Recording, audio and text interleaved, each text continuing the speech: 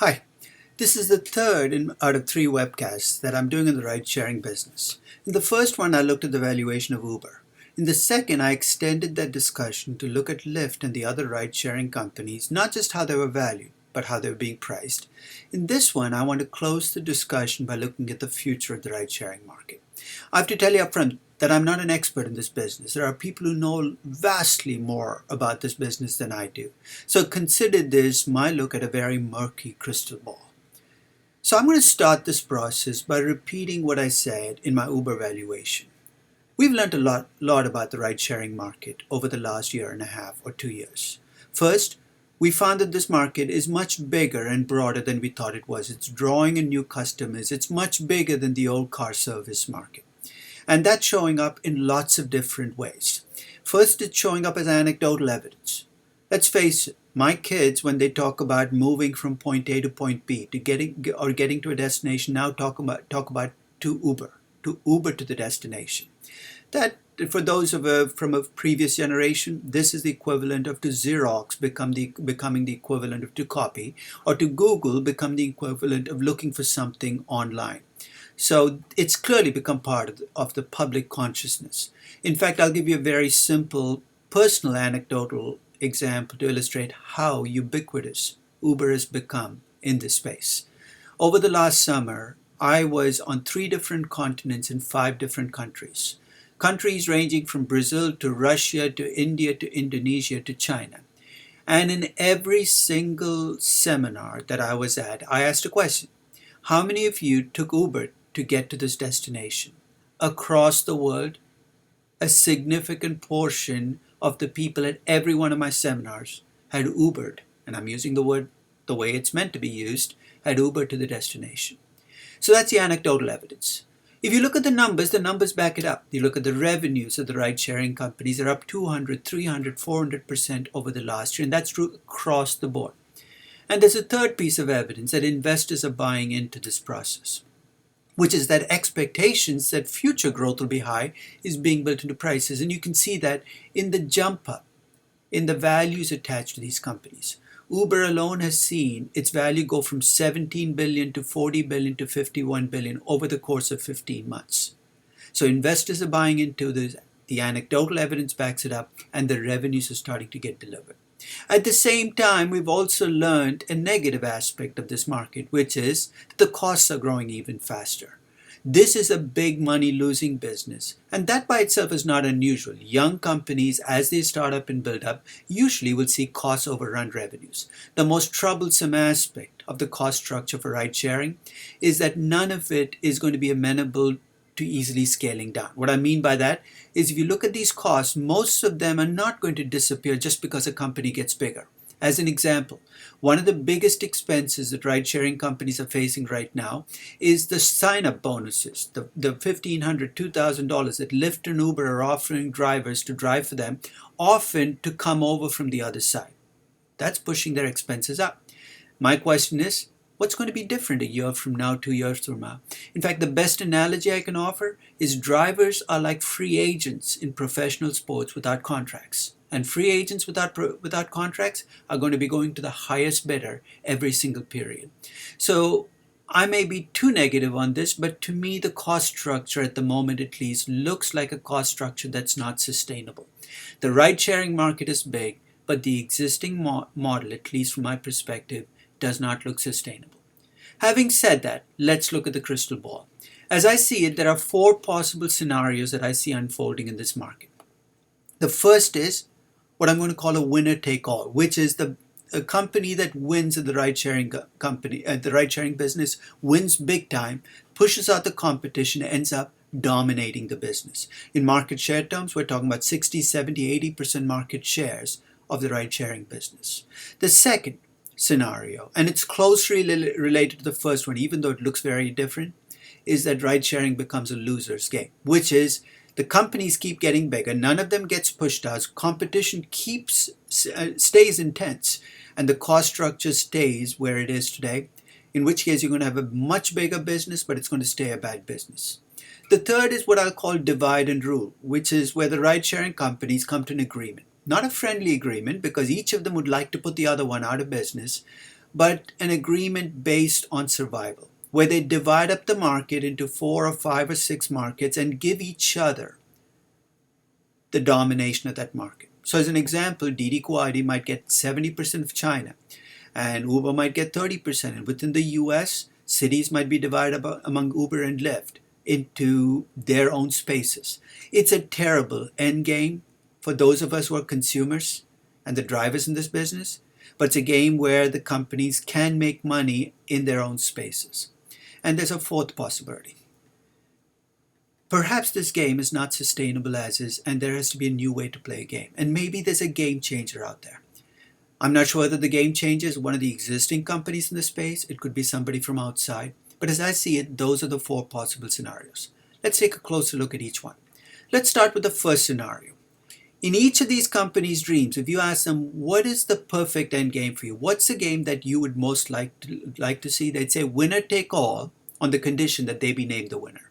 Why is it so good? Because if you're the winner take all, you're going to get a big market share of a big business. You're going to get pricing power. You're going to be able to keep your costs under control. You're going to make immense amounts of money. Attractive, right? But here's what you will need to be able to do in order to be a winner take all. You need to be able to push the competition out of the business, either by underpricing them or creating something that makes them leave the business. And you have to keep new entrants out. That's the big if. But if you can pull it off, it is going to be the strategy that's most attractive to you. It's going to be expensive to get there, but the payoff is lucrative enough that the companies are going to try. Now here's the downside. If each company goes for a winner-take-all strategy, the end game might be that all of them end up as losers. What I mean by that is if you go for a winner-take-all strategy and your competitor goes for the same strategy and neither of you gets pushed out, 5 or 10 years from now, here's what the market's going to look like.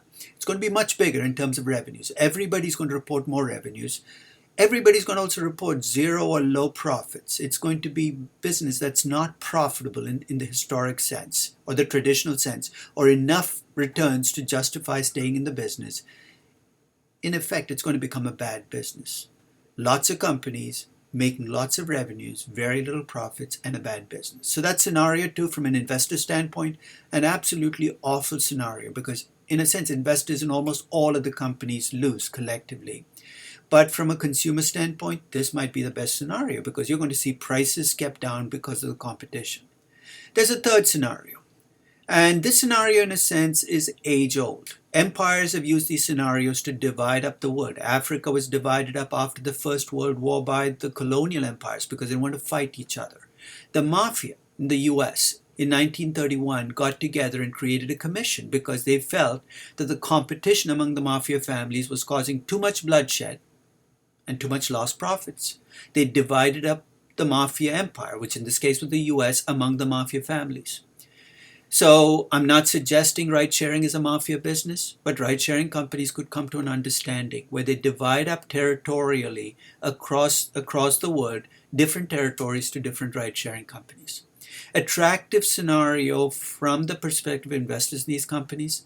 The biggest problem is these are uneasy truces because every company is going to feel the urge to poach, to go into a more lucrative market. And all you need is one loose cannon. And that loose cannon can set the whole process, can cause the whole process to unravel.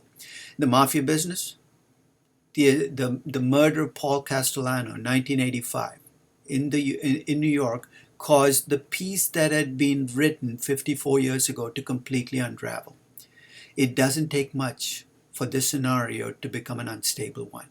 Which brings me to my fourth and final scenario. Maybe there's a game changer out there, a different way of running the ride-sharing business. As I said, I'm not an expert in the ride-sharing business, but looking at this purely from the perspective of competitive advantages, here's what I think you will need to change the game. You will need to create a new sustainable advantage, an advantage that doesn't require you to go out and bid for drivers every year. And that means, again, this is my view, that you got to make an investment in infrastructure. There's got to be something you're investing in that makes it difficult for the competition to challenge you. It could be that you buy a portion of the cars, that you essentially have a piece of the drivers for the long term. And I'm not sure how this game will play out, but I'm sure that it's in the back of the minds of every ride-sharing company out there. In fact, when I look at Uber hiring away those robotics engineers, this seems to me one of the potential reasons that Uber is working on a long-term solution to this problem. But let's face it, it's not restricted to just the ride-sharing companies. For all you know, the game changer might come from an Apple, a Google, producing an electric car. I'm not sure how the game will change, but this remains a possible scenario. If you ask me to rank the scenarios in terms of odds, I would say the loser's game, and you got to take this with a grain of salt, is in fact the highest likelihood scenario right now, given how these companies are behaving. Closely behind it is a winner take all, with Uber being the lead candidate to be the winner take all. The third and least likely scenario among the existing ride sharing companies is they come to an agreement. I don't see that's not going to be easy with the cultures and the characters of the companies involved. And I think there's a significant probability, not a small one, that there's a game changer out there. Now, if you look at the other side of this game, and that's something we don't pay that much attention to, the existing taxi cab and car service business is being disrupted. A few months ago, I did a post on what I call the dance of the disrupted, where I looked at the 5 stages that disrupted companies go through. And I decided to use that framework to look at where the taxi cab and the car service business, the status quo in the ride sharing business, is in the stages of the process. The first stage in the process is what I call denial and delusion. When Uber first arrived on the scene, I remember taxi cab companies and car service companies saying, hey, who would take Uber? I mean, that doesn't make any sense. They're an app with very few cars and drivers you can't trust. The delusion, of course, was that we actually enjoyed taking taxi cabs, that we thought they were comfortable and safe. Only somebody who's never ridden in the back of a New York City taxi cab would believe that. That denial and delusion is gone. The second stage in the process is what I call failure and false hype. And you've seen this kind of pop up every time Uber's had a misstep, and they've had quite a few. An employee speaks out of turn. An incident in Boston or Delhi where Uber really did not step up to the plate. Every time one of these incidents happen, the existing taxi cab business says, this is it. This is what's going to be the tipping point that's going to cause ride sharing to stop. I think even among the biggest defenders of the status quo, there are relatively few players who think that Uber is going to go away and ride sharing is going to stop because of an incident. The third stage in the process is what I call imitation and institutional inertia. The imitation part is when the taxi cab companies think that the only thing that stands between them and Uber is an app. And if they can only give an app to taxi drivers, that's going to even the playing field. I think they're missing the essence of why ride-sharing companies have succeeded. There's also the institutional inertia. Even small changes in the status quo are tough to make because there's always somebody who's going to fight back against it. And especially when you bring in the regulatory and the political framework into this process, you can see why change is difficult. Then there's the fourth stage, and this is where I think most of the status quo is right now. And that is you try to fight back. Fight back with regulations, by changing the rules, by fighting in legal arenas. You see this in the news stories popping up. Sao Paulo bans Uber. France bans Uber. No, New York restricts Uber. These are all attempts by the status quo, but in my view, and I mentioned this in my Uber presentation, I think this reeks of desperation. You've already lost the game. Because you know who's going to decide who wins the game? It's not going to be the regulators. It's not going to be the courts. It's going to be the customers. And the customers are voting with their feet and dollars to go with the ride-sharing companies. There's a fifth and final stage, which is acceptance and adjustment. What will that look like in the status quo? I think that the taxi cab business is not going to disappear, but it's going to shrink. It's going to shrink and become a much smaller business. And it's going to be most likely in those last bastions where regulation actually is most powerful. I call airports the last defense against the abyss for taxi cab companies.